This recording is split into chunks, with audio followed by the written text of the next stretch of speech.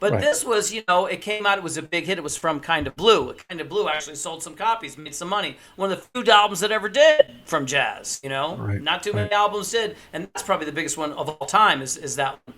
So Coltrane took So What? And Coltrane wrote something called Impressions. Okay?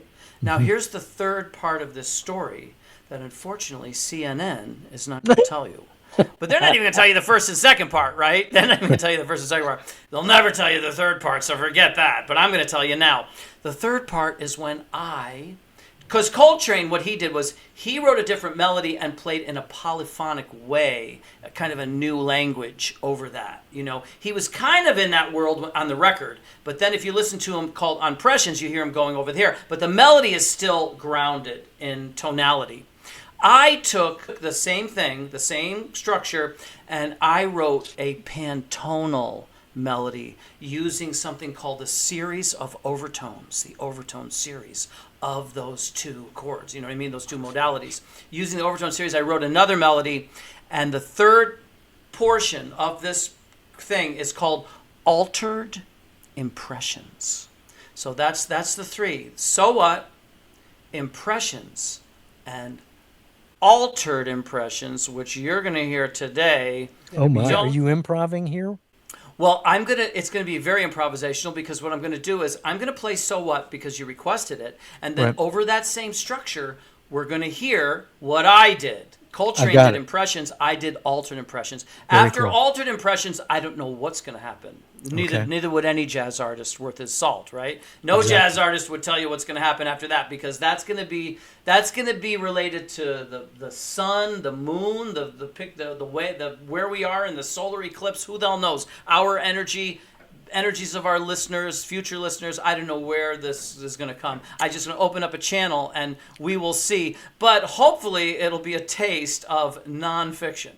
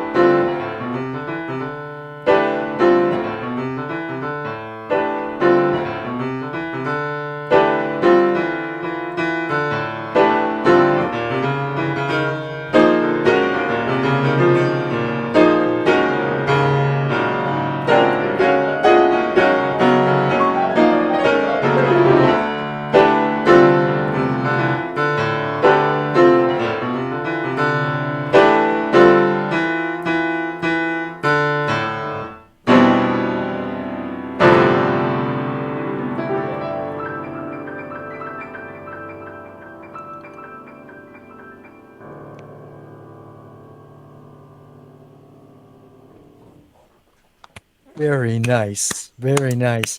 You have a gift. It's uh it's it's incredible to watch that. And to a lot of people it might just seem like cacophony, but there's a lot of there. There's a lot going on. And I really admire and respect someone who is able, to to keep the two hands going separately, independent of each other, and make some sense out of it and compose on the fly. I mean, I do not understand that. Are you in any way able to articulate how you can do that? Well, what I've learned is basically Coltrane was a big influence. I actually played a club that he used to play at in Queens, and I was getting called there as a sideman by like drummers and bass players and guitar players, and I would play in their band. And the manager recognized me, and he said, "Look, I'm going to give you this gig 6 nights a week, and you call those guys." You call, you put the get band, you put it whatever bands you want together, but I want you to, I want you to. And then he said, John Coltrane played at this place. Come downstairs. I'm going to show you. He used to bring it, and I would literally bring a little keyboard and practice on the breaks because they had a half an hour off, half an hour on, because they needed to make money from two angles. They needed to make some money off the jazz, but they wouldn't make enough if they just kept the jazz. So they turned it into like a nightclub for a half an hour, then the jazz, then back and forth like that, and that's how they would make it work.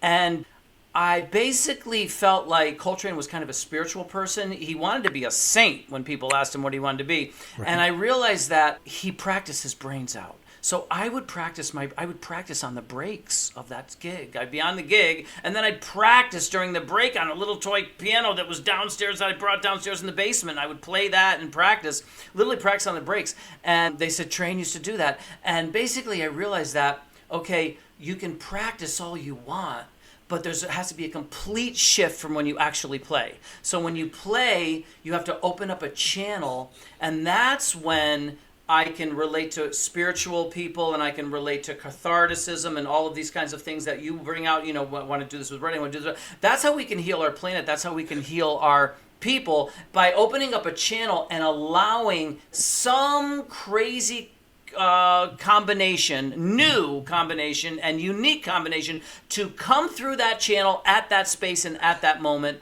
only to be played once. Help me understand something. You said you practiced. What was it that you were actually practicing? Rudiment, scales? Well, you might hear me doing some of the things you heard, but literally at Tai Chi. You ever see them do Tai Chi like this? Yeah. I was doing that. Now, if one of those guys ever fought, they'd probably do so fast. You know what I mean? Sure, Spectacular sure. fast. But you hear me doing stuff. I can't even believe how fast I'm playing it. But I probably practiced it literally I don't know.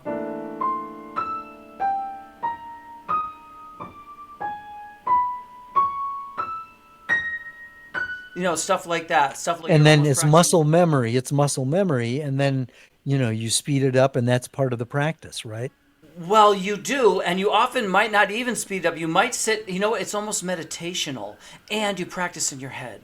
So in other words, I would be in a situation where I loved a traffic jam. The situations that people got the most frustrated, I Sure. would give me some more of that. Shut the Right. whole thing down if you want. I will sit Sure. here and go through permutations and all of these wild things. I even wrote a symphonic piece that was recorded by the London Symphony at Abbey Road Studios in London called Permutata. Now, nobody but a jazz musician would really know that comes from... Jazz musicians know permutations, because that's something where all these little things are permutations, and I called the piece Permutata. Right. But basically, I have no idea what I just played. No idea. I won't know till I hear it back. So it came from all of that, however it came out of the blue through all the stuff, however many years I practiced, whatever it It's was. spooky, right? But Yeah. practice is part of it. I can read. There's an anecdote that you've probably heard, that I think it was Charlie Parker or someone. Someone had transcribed one of his solos, Okay. and wrote it out, and then showed him the music, and he said, "I can't play that shit," and he had played it.